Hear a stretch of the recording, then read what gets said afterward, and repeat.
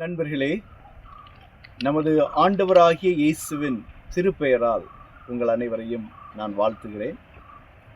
திருச்சபையிலே நாம் பாடுகின்ற பெரும்பாலான பாடல்கள் சமஸ்கிருத மொழி கலப்பு மிகுந்த துதி பாடல்களாக இருக்கின்றன. அவைகளிலும் குறிப்பாக நாம் பாடுகின்ற திரித்துவ துதி முழுமையாகவே சமஸ்கிருத மொழியிலே அமைந்திருக்கிறதாக இருக்கிறது.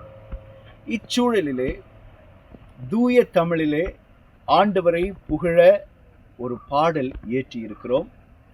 கேட்டு மகிழுங்கள்.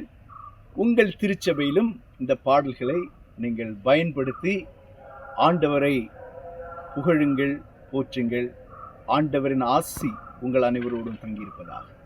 நன்றி, வணக்கம்.